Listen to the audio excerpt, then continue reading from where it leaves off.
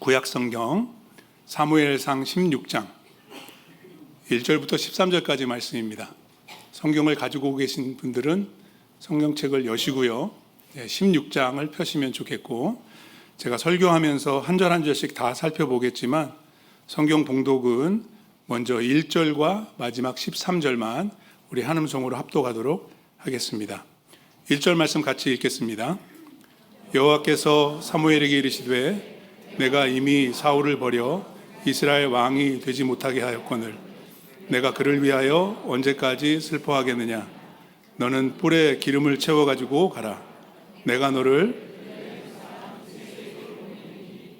이는 내가 그의 아들 중에서 한 왕을 보았느니라 하시느니라. 13절입니다. 같이 읽겠습니다. 사무엘이 기름 뿔병을 가져다가 그의 형제 중에서 그에게 부었더니 이날 이후로 다윗이 여호와의 영에 크게 감동되니라. 사무엘이 떠나서 라마로 가니라. 아멘. 우리 한 번 더 기도하겠습니다. 하나님, 이 말씀을 우리에게 열어주시고 하나님의 음성에 귀 기울일 수 있도록 우리의 마음과 귀를 열어주시기를 간절히 원합니다. 수천 년, 수백 년 동안 많은 믿음의 사람들이 이 말씀을 읽고 들었습니다. 이제 오늘 우리가 다시 보고 듣기 원합니다. 나에게 말씀해 주시옵소서. 말씀을 통해 하나님을 만나는 귀한 시간 될 수 있도록 도와주시옵소서.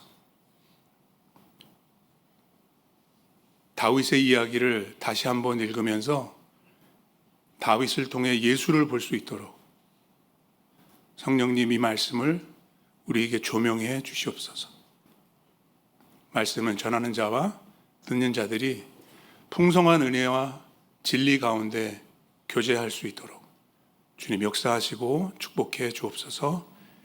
예수 그리스도 이름으로 간절히 기도합니다. 아멘. 오늘부터 4월 말까지 주일마다 성경 인물 강해 다윗 시리즈를 진행합니다. 여러분들 알고 계시겠지만 4월 마지막 주일에 이취임식이 있고요. 김용훈 목사님께서 이제 담임 목사로서는 마지막 설교 시리즈를 제안을 하셨습니다. 기도하시고 많은 고심 끝에 결정하셨을 것 같은데 저는 이 내용을 듣고서 참 시기적절하다 그런 생각을 하게 되었습니다. 왜냐하면 여러분 달력 보시면은 2월에 지금 이번 주 수요일이 무슨 날인지 아시나요?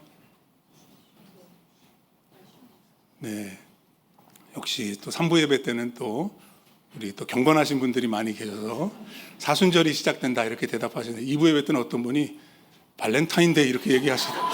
발렌타인데이 맞습니다. 네, 그날도 즐거운 날 되시기를 바라겠지만 예수 믿는 우리들에게 있어서는 그리스도의 고난을 묵상하는 사순절이 수요일날 시작이 되는데 성경에 나오는 그 어떤 인물보다도 예수 그리스도를 미리 보여주고 가장 잘 보여주는 인물이 다윗이라고 할 수 있겠습니다. 여러분 다윗이 어디에서 태어났죠? 아쉽네요. 금방 답이 안 나오네요. 베들레헴. 네, 오늘 1절에 있었는데 네, 아시리라 믿습니다. 예수님은 어디서 나셨어요? 네, 이게 우연이 아닙니다. 네. 다윗이 장차 오실 예수님을 미리 보여주는 거예요. 다윗은 왕이 되기 전에 목자였습니다. 잘 알고 계시죠? 예수님도 자신을 소개하실 때 요한복음 10장에 내가 선한 목자다 라고 말씀하셨죠. 다윗은 왕이 될 때에 기름 부음을 받았습니다. 그리고 하나님의 영에 크게 감동이 됐다고 오늘 13절에 우리 같이 읽었죠. 예수님도 그분의 메시아 사역을 시작하실 때 요단강에서 세례를 받으시고 물에서 올라오실 때 하늘이 열리고 성령의 기름 부음으로 충만해지십니다. 무엇보다도 복음서와 신약성경을 읽어보시면 예수님을 일컫는 그 지칭 가운데 여러분들도 아시다시피 다윗의 자손이라는 그 이름이 있습니다. 이처럼 다윗은 우리에게 예수 그리스도를 보여주는 구약의 대표적인 인물입니다. 더더군다나 여러분 구약에 보시면 여러분들이 참 존경하고 좋아하는 그런 인물들이 많잖아요. 아브라함도 있고 모세도 있고 다윗도 있는데 다윗만큼 이야기가 길게 나오는 사람이 없습니다. 네. 사무엘 상하를 통틀어서 약 40장 정도, 네. 역대기를 포함하지 않아도 어마어마한 분량이고 타의 추종을 불허할 정도로 많은 이야기가 구약 성경에 나옵니다. 왜 그럴까요? 제가 거듭거듭 말씀드리지만 다윗을 보면 예수가 보이기 때문인 것입니다. 그래서 이 사순절 기간을 지나가면서 매 주일마다 다윗을 통해 예수를 보고 평일날은 어떻게 하면 좋을까요? 네, 리딩 지저스 하시면 됩니다. 매일 성경을 읽으면서 예수를 생각하는 저와 여러분들 다 되시기를 주의 이름으로 축복합니다. 사무엘 상하의 이야기, 다윗의 이야기는 결국 왕의 이야기입니다. 사무엘상이 시작할 때 이제 사무엘이 어떻게 태어났는지 한나의 이야기로 시작이 되죠. 한나가 아들을 낳고 기뻐 감사하며 하나님께 찬송하면서 이렇게 기도를 하는데요. 사무엘상 2장 10절 말씀 한번 같이 읽어보겠습니다. 읽겠습니다. 여호와께서 땅끝까지 심판을 내리시고 자기 왕에게 힘을 주시며 자기의 기름 부음을 받은 자의 뿔을, 한나의 기도에 왕이 나오고 기름 부음을 받는 자, 이게 히브리어로 메시아거든요. 메시아. 네. 근데 한나가 이 기도를 할 때 이스라엘에 왕이 있었어요, 없었어요? 아직 없었습니다. 그래서 사람들은 그 왕을 기대하고 기다리고 있었습니다. 사울이 왕이 되었을 때 사람들은 한나가 기도했던 그 왕이 사울인 줄로 착각했습니다. 아니었죠. 물론 하나님께서 사울을 왕으로 세우셨지만 사울은 하나님의 선택이라기보다는 people's choice였습니다. 그래서 결국에는 오래가지 못했어요. 그 원인은 불순종이죠. 불순종. 네.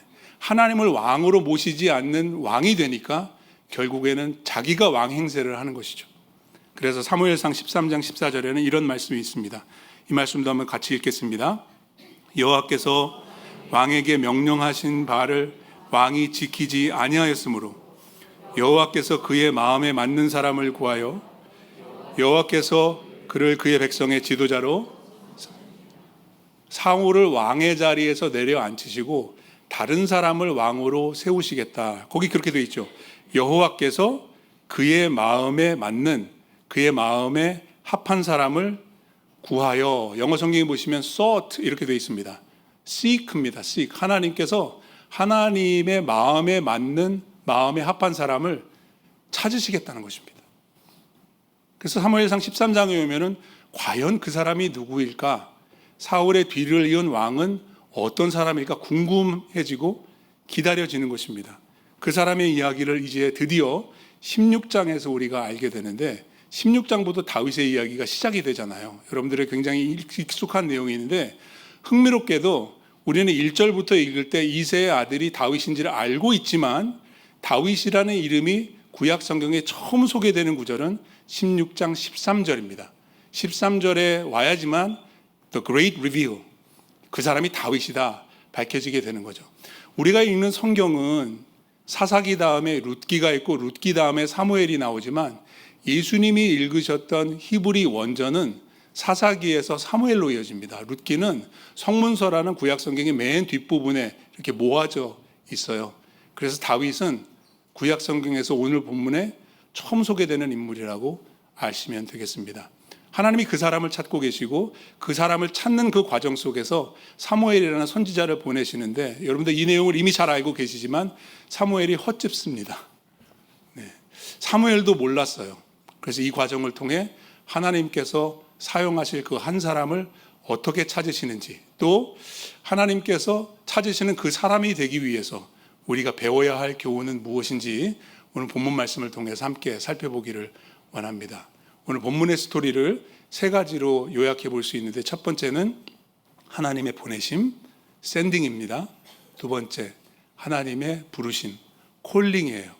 그리고 세 번째는 하나님의 붙드심, 어노인팅입니다. 이러한 틀을 가지고 오늘 본문을 좀 살펴보기 원합니다. 자, 하나님의 보내심입니다. 1절 다시 보겠습니다. 여호와께서 사무엘에게 이르시되 내가 이미 사울을 버려 이스라엘 왕이 되지 못하게 하였거늘 네가 그를 위하여 언제까지 슬퍼하겠느냐. 사무엘이 슬퍼하고 있었어요. 왜 슬퍼하고 있었을까요? 16장 1절 바로 그 전장 35절 마지막 절 말씀을 한번 찾아서 읽어보도록 하겠습니다. 같이 읽어볼까요? 사무엘이 죽는 날까지 사울을 다시 가서 보지 아니하였으니 이는 그가 사울을 위하여 슬퍼함이었고 여호와께서는 사울을 이스라엘 왕으로 삼으신 것을 후회하셨더라. 그래서 사울이 패위를 당한 후에 사무엘은 사울을 다시 만나지 않고 자기 집 라마로 돌아가서 맨날 울었습니다. 울면서 뭐 했을까요, 여러분? 성경은 기록해 주지 않고 있지만 아마도 사무엘은 눈물로 기도하고 있었을 것입니다. 사무엘상 13장에 보시면 사무엘이 은퇴를 앞두고 이런 말을 합니다. 내가 너희를 위하여 기도하기를 쉬는 죄를 범하지 않겠다.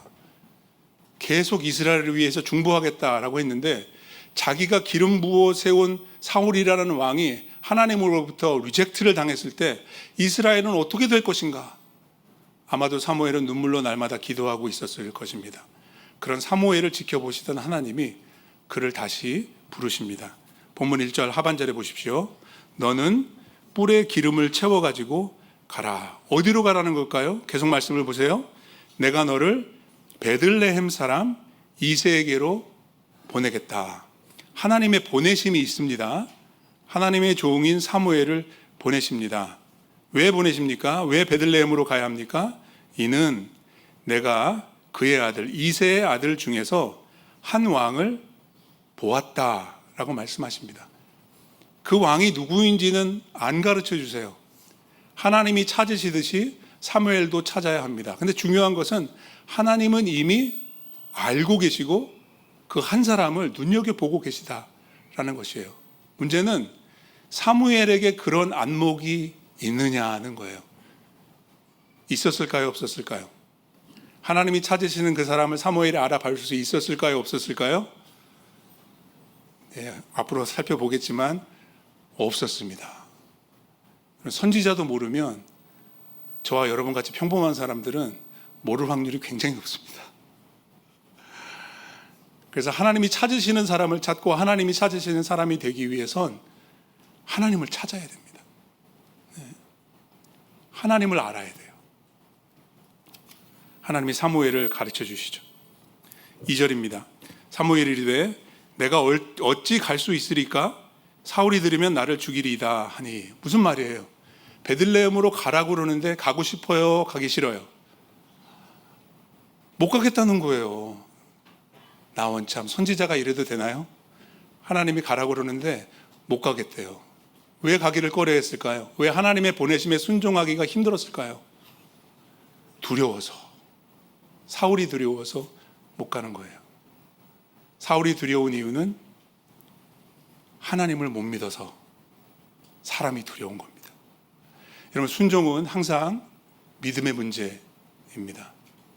하나님의 보내심에 믿음이 있어야 순종할 수 있어요. 믿음이 없으면 주저합니다. 두려워합니다. 이것을 이해하신 하나님께서 이런 방편을, 대안을 제시하셨죠. 2절 말씀 계속해서 보시면 여호와께서 이르시되 너는 암송아지를 끌고 가서 말하기를 내가 여호와께 제사 드리러 왔다. 그냥 가서 기름을 붓지 말고 제사를 드리고 기름을 부으면 되지 않겠냐. 먼저 제사로 청해라 라고 말씀하셨죠. 3절에 이새를 제사에 청하라. 한 번도 만나보지 못한 사람이 이새가 누구인지도 모릅니다. 근데 가야 합니다. 내가 내게 행할 일을 가르치래. 미리 가르쳐 주지 않으세요. 일단 가라는 것입니다. 뭘 해야 되는지 어느 정도는 알려주시지만 다 알려주지는 않으세요. 여러분, 하나님 보내실 때 그렇습니다. 또 내가 내게 알게 하는 자에게 나를 위하여 기름을 지금은 안 가르쳐 주겠다는 거예요. 그럼 가면은 거기에서 하나님께서 알려주시겠다는 거예요. 하나님의 보내심에 순종하는 것이 쉽지 않은 이유가 여기 있습니다. 우리는 처음부터 끝까지 다 알고 싶어요. 하나님이 원하시는 모든 것을 다 가르쳐 주시면 그 다음에 우리가 좀 생각을 해보고 내가 할 수 있는 일인지 없는 일인지 제가 판단을 해보겠습니다. 우리는 그렇게 생각합니다. 그럼 절대로 하나님의 일에 동참할 수가 없습니다. 하나님은 처음부터 다 보여주시는 법이 없어요. 하지만 할 수 있는 일은 가르쳐 주십니다. 그리고 가라고 보내십니다.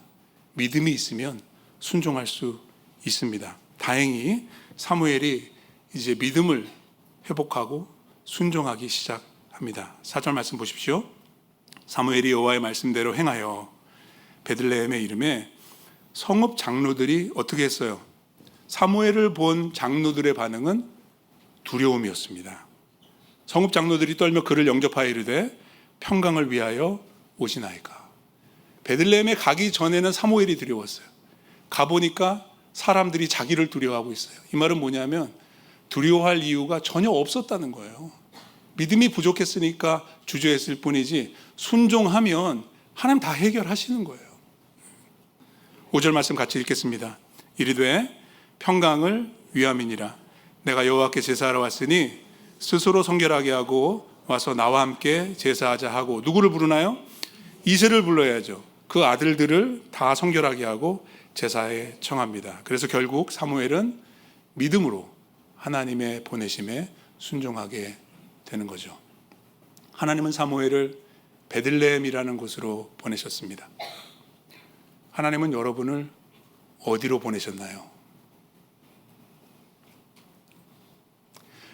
여러분, 하나님의 보내심을 순종하고 경험해 보신 적이 있으신가요? 제가 좋은 방법 하나를 소개해 드리려고 합니다. 하나님의 보내심에 순종하는 방법. 단기 선교. 가신 분들은 아시겠지만 단기 선교 가잖아요. 그럼 선교지에 도착했을 때 딱 깨닫게 되는 게 있어요. 하나님이 나를 여기로 보내셨구나. 안 가보신 분들은 한번 2024년도에 기도하시고 도전해 보시기를 축복합니다. 그래서 제가 인도네시아 가는 겁니다. 사실 생각만 하면은 두렵습니다. 내일 아침에 덜러스에서 비행기 타고 40시간 지나야지 인도네시아 갑니다. 비행기 타는 시간만 24시간이 넘어요. 아찔합니다. 근데 가야 합니다. 여러분, 인도네시아라는 나라가 어떤 나라인지 아시죠? 무슬림 인구가 지구상에서 가장 많이 사는 곳입니다. 근데 거기에 하나님께서 기독교 학교를 세우셨어요. 네. 이슬라믹 컨트리 안에 크리스천 스쿨이 있습니다. 학교만 운영하는 것이 아니라 학교를 중심으로 교회를 개척하고 복음 사역을 널리 펼쳐나가고 있습니다. 저는 영어권에서는 이미 후원하기로 결정을 했는데 한옥권하고 같이 좀 했으면 좋겠다. 그래서 영어권 우리 목사님과 장로님들 그리고 저하고 한옥권에서 이강희 장로님이 같이 가시는 겁니다. 여러분, 기도해 주십시오. 우리 열림문 교회가 또 인도네시아에서 하나님의 선교 사역을 위해 어떻게 동참할 수 있는지 그런 비전, 하나님의 보내심을 꼭 보고 들어왔으면 참 좋겠습니다. 부활하신 예수님께서 이렇게 말씀하셨죠. 요한복음 20장 21절 말씀입니다. 아버지께서 나를 보내신 것 같이 나도 너희를 보내노라. 하나님이 예수님을 어디로 보내셨나요? 베들레헴에 나게 하셨습니다. 나사렛에서 자라나게 하셨고요. 공생의 복음 사역을 시작하시기 전 30즈음까지 목수로 일하게 하셨어요. 하나님은 우리를 세상으로 보내십니다. 여러분, 어디에서 태어나셨나요? 왜 거기에서 나셨을까요? 다 하나님의 뜻이 있으신 겁니다. 대부분 한국에서 태어나셨는데 왜 미국에 오게 되신 걸까요? 여러분, 믿음의 눈으로 살펴보면 하나님이 보내셔서 온 거예요. 버지니아에 사시는 분들은 버지니아로 보내셨고요. 메릴랜드 사시는 분들은 메릴랜드로 보내셨습니다. 여러분들이 살고 일하는 바로 그곳이 하나님의 보내신 곳으로 믿으시기 바랍니다. 인터페이스와 카이로스 선교 훈련을 받으시면 귀가 따갑게 듣는 그 프레이즈가 있어요. To live a life on mission with God. 우리는 하나님과 함께 선교하는 삶을 위해 보냄을 받은 사람들입니다. 그 보내심에 믿음으로 순종하시기를 주의 이름으로 축복합니다. 여러분, 주일 예배를 축도로 끝내는 이유가 있습니다. 축도는 축복 기도입니다. 왜 복을 빌까요? 복을 받아서 복이 되라는 것입니다. Blessed to be a blessing. 여러분, 오늘도 예배 마치면서 복 많이 받아가시기 바랍니다. 하나님께서 보내신 그곳에서 복이 되시기를 바랍니다. Blessed to be a blessing, sent to be a blessing. 하나님이 보내신 그 가정과 그 일터, 여러분들의 삶의 그 터전에서 복을 누리며 복을 나누고 전하는 하나님의 사람들 다 되시기를 주의 이름으로 다시 한번 축복합니다. 본문으로 돌아와서 하나님의 보내심 그 다음에는 또한 부르심에 대한 말씀이 있습니다. 6절입니다. 그들이 오매. 그들이 누굴까요? 이새와 그의 아들들, 특히 그 아들들을 말하는 것입니다. 근데 사무엘이 봅니다. 사무엘이 봅니다. 1절에서 여러분들 살펴보셨죠? 하나님이 이새의 아들들 가운데 한 왕을 보셨어요. 이게 키워드거든요. 히브리어로 라라는 단어입니다. 본문에 7번이나 더 나옵니다. 중요한 거예요. 보는 게 중요한 거예요. 근데 사람이 보듯이 보면 안 되고, 우리가 사람이지만 사람 보듯이 하면 안 되고 하나님이 보시듯이 봐야 되는 거예요. 사무엘에게 그걸 가르쳐 주고 싶으신 거예요. 근데 사무엘이 그거를 보지 못합니다. 하나님 알고 계셨죠. 보세요. 그들이 오매 사무엘이 엘리압을 보고, 아마도 이새의 첫 번째 아들이었을 것 같아요. 제일 먼저 엘리압을 소개합니다. 근데 사무엘이 봅니다. 보고 어떻게 해요? 마음에 이르기를 여호와의 기름 부으실 자가 과연 주님 앞에 있도다. 선수를 치는 거 너무 앞서가는, 하나님 아무 말씀하지 않으셨는데 보자마자 너무 마음에 드는 겁니다. 아, 바로 이 사람이다. 바로 이 사람이다. 내 마음에 쏙 든다. 근데 하나님 마음에 들어야죠. 그렇지 않습니까? 그래서 하나님께서 이렇게 충고하시고 권면하십니다. 자, 7절 말씀 같이 읽어보겠습니다. 여호와께서 사무엘에게 이르시되 그의 용모와 키를 보지 말라. 내가 이미 그를 버렸노라.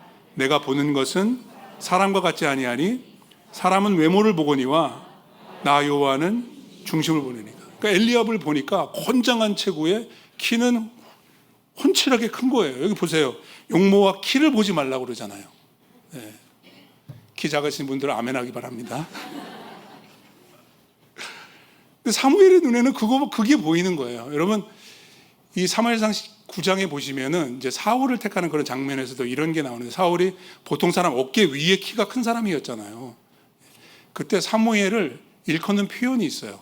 선지자라고 하지 않고 선견자라고 나와 있습니다. 영어 성경에 seer라고 되어 있어요. 근데 이 seer가 제대로 보지 못하고 있는 거예요. 하나님께서 보여주기 원하시는 거예요. 너 잘 볼 줄 모르니까, 사람 볼 줄 모르니까 배워라, 이런 겁니다.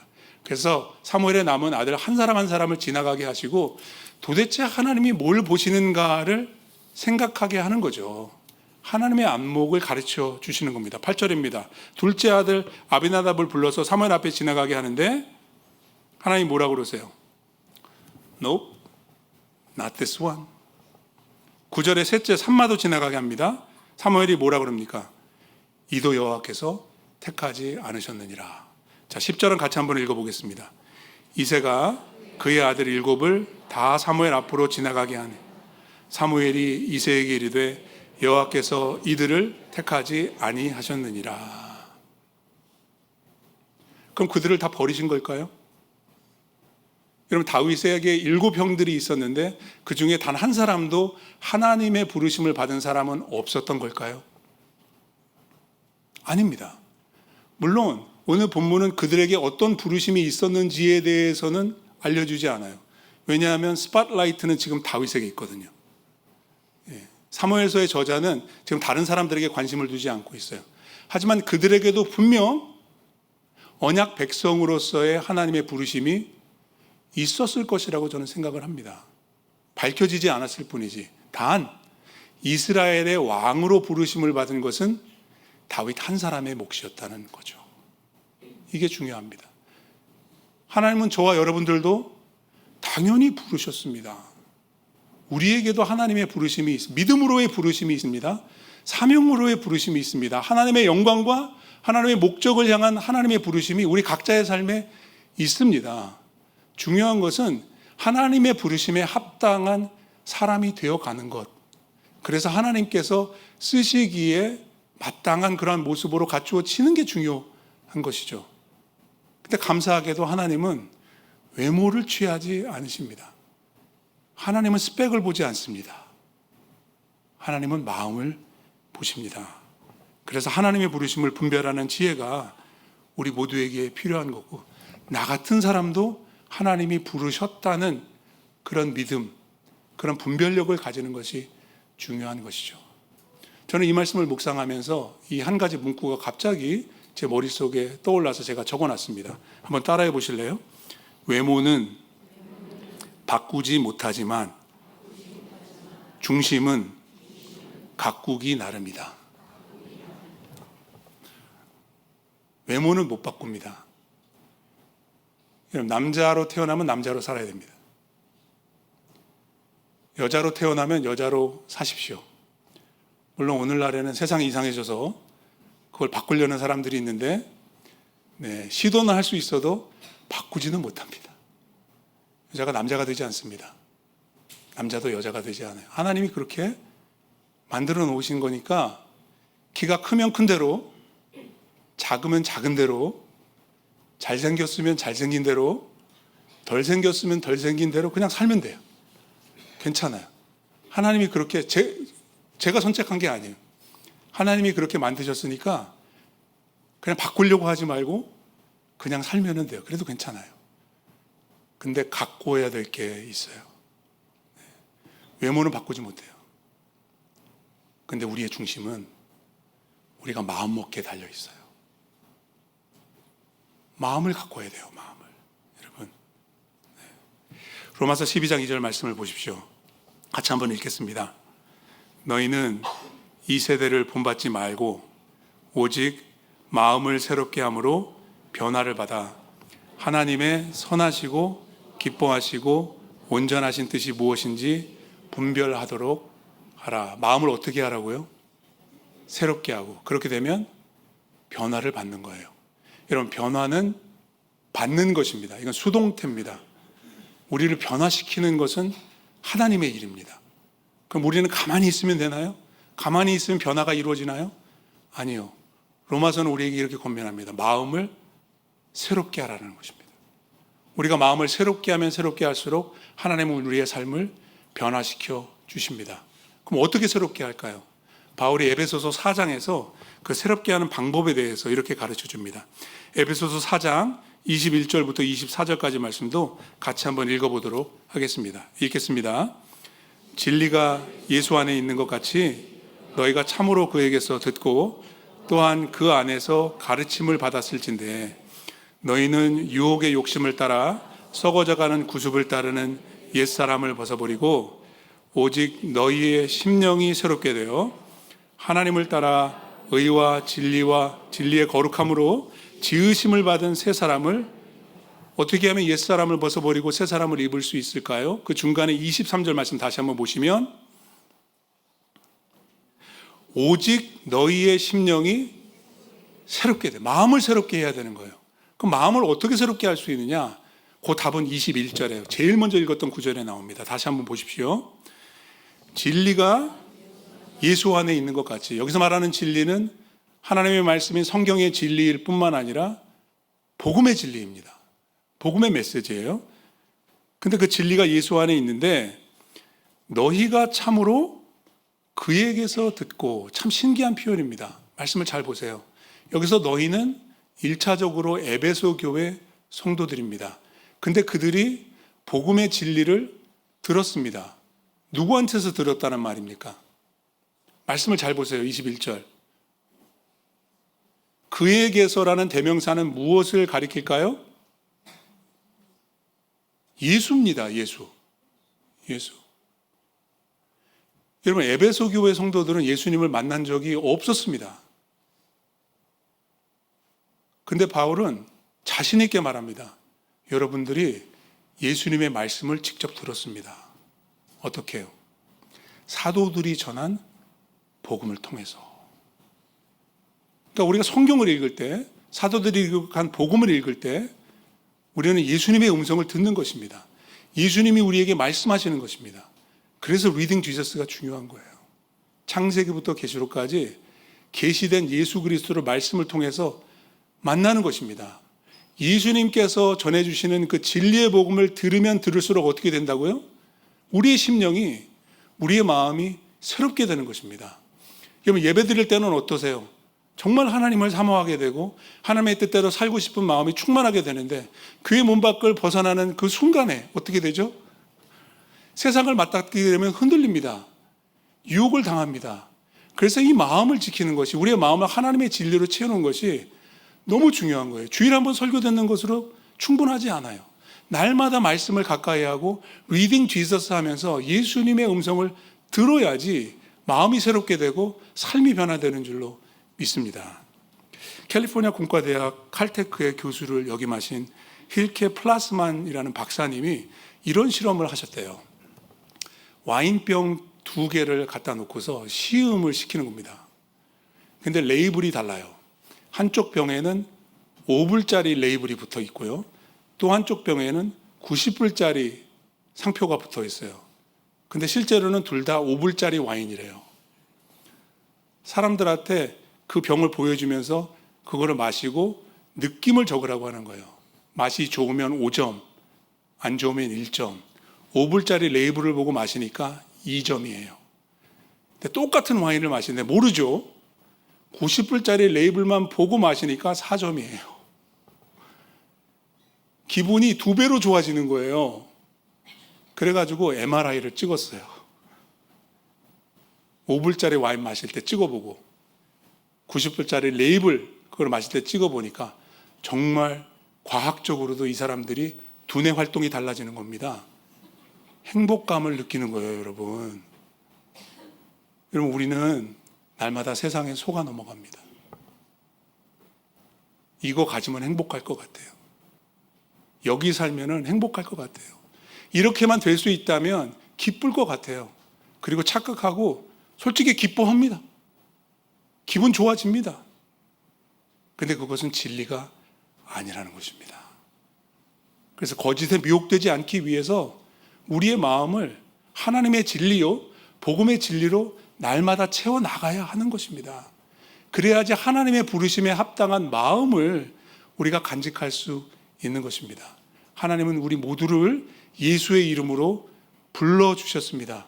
그리고 우리가 살고 있는 바로 그곳에 삶의 현장에 하나님께서 우리를 다시 보내기를 원하십니다. 하나님이 중요시 여기시는 것은 우리의 외적인 조건이 절대로 아닙니다.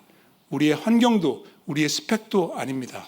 중요한 것은 하나님의 마음에 합한 그 마음을 간직하는 것이 중요합니다.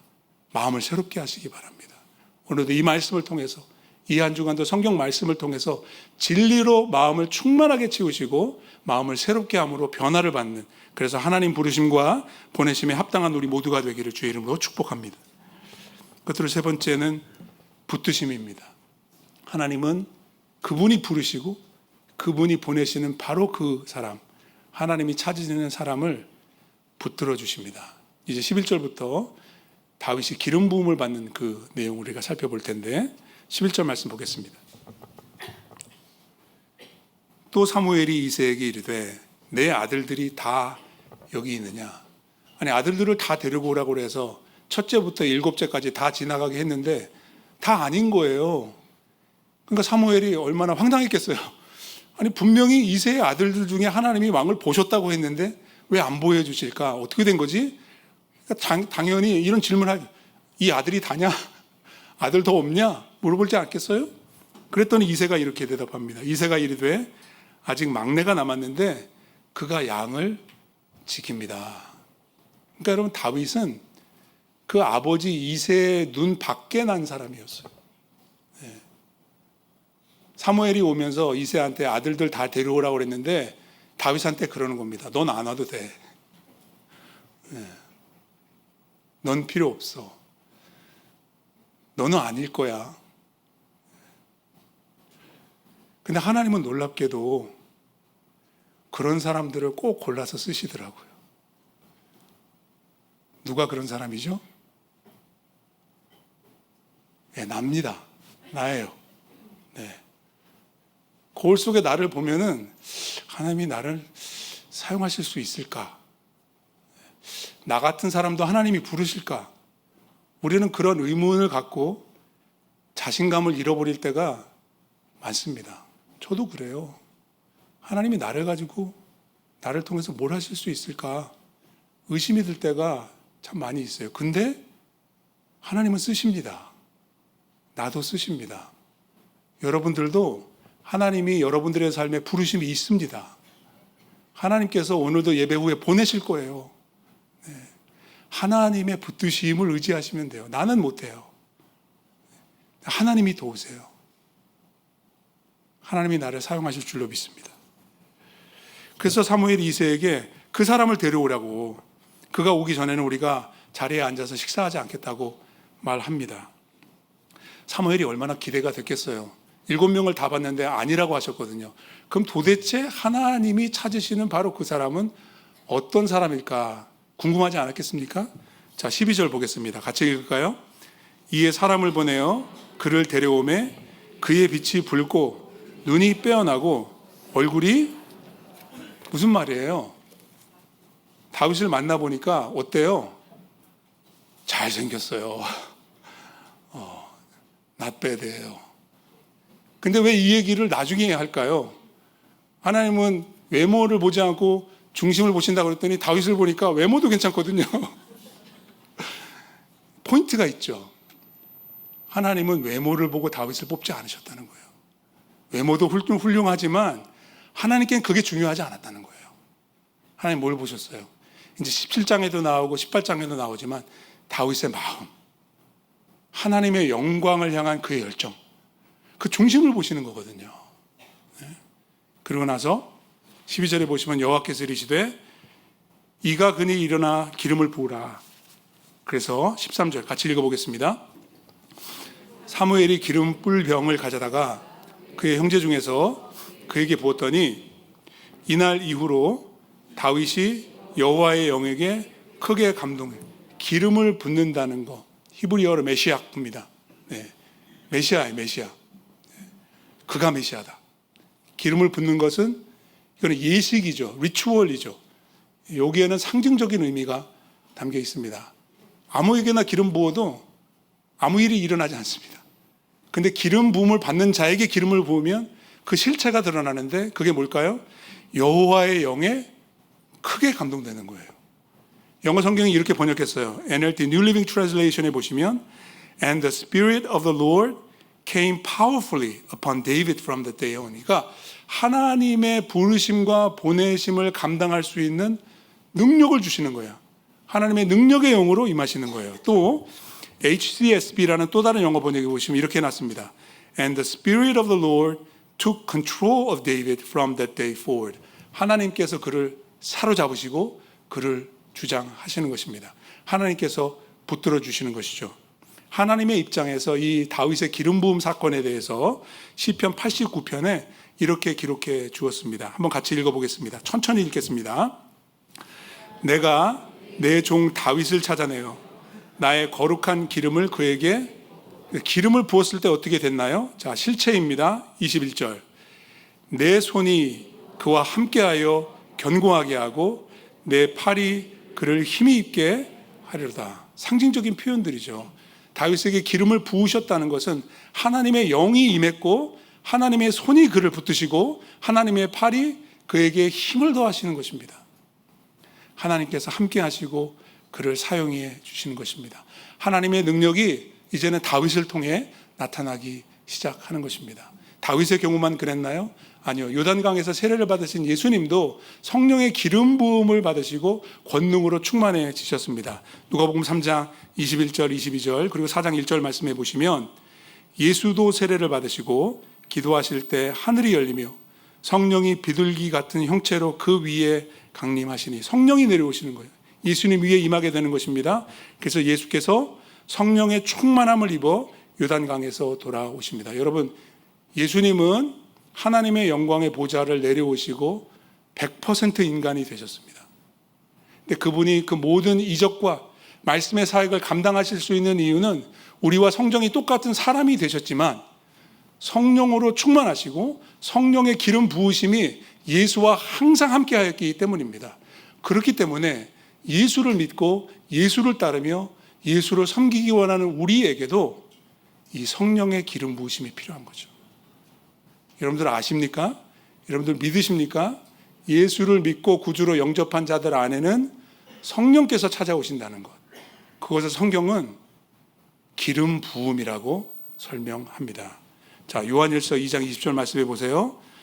너희는 거룩하신 자에게서 기름 부음, 어노인팅입니다. 기름 부음을 받았다는 것입니다. 또 27절에서 너희는 주께 받은 바 기름 부음이 너희 안에 거한다.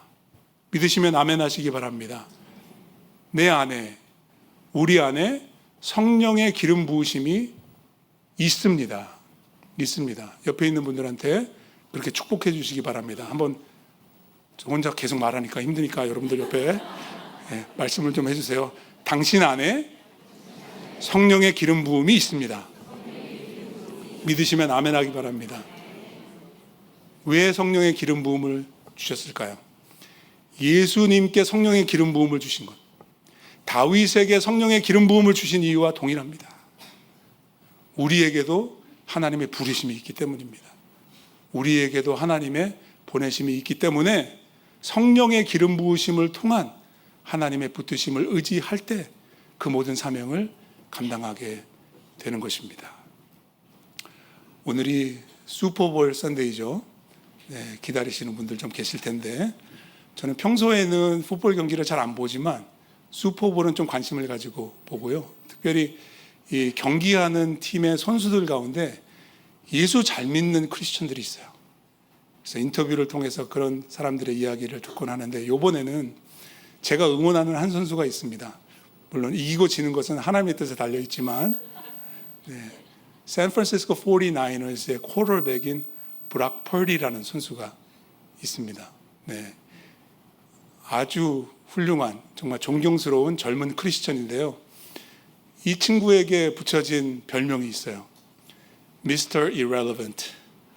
별로 중요하지 않은 선수라는 별명이 붙었는데, 그 이유는 2년 전에 NFL 드래프트가 있었을 때 이제 프로팀들에서 이제 한 사람씩 뽑잖아요. 순번을 따라서 262번째 꼴찌로 뽑혔어요. 보통 이렇게 마지막에 뽑힌 사람은, 선수들은 빛을 보지 못하는 경우가 많이 있는데, 참 특별하게도 이 선수는 데뷔한 지 2년 만에 슈퍼볼에 출전을 하고 맹활약을 지금 하고 있습니다. 근데 이 브락 퍼디가 이제 쿼터백이 이제 스냅을 한다고 그러잖아요. 풋볼을 잡으려고 이제 경기에 임했을 때마다 평소에 기도하는 기도가 있대요. 이게 이 기도예요. Holy Spirit, take over. 믿음으로 운동하는 거예요. 성령님, 지금 나를 주장해 주세요. Lead me here in this moment. Every snap. 성령께서 나를 인도해 주세요. 지금 이 순간에 나를 주장하시고 나를 통해서 역사해 주세요. 여러분, 이 기도는 한 운동선수만을 위한 기도는 아니라고 생각합니다. 모든 그리스도인들이 하나님의 부르심과 보내심을 쫓아서 살기를 원할 때 그 삶의 현장에서 Holy Spirit, take over. 나를 주장해 주십시오. 성령님, 나를 붙들어 주십시오. Lead me, 나를 인도해 주세요. Here in this moment, in every moment, 모든 순간, 그리고 지금 이 순간 가운데 성령의 인도를 받게 도와주세요.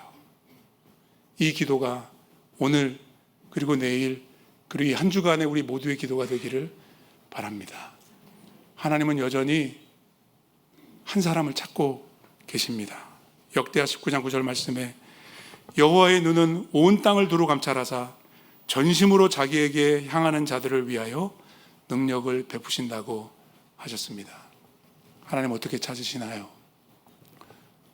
보내기 위해 찾으시고요. 부르심이 있기에 찾으시고요.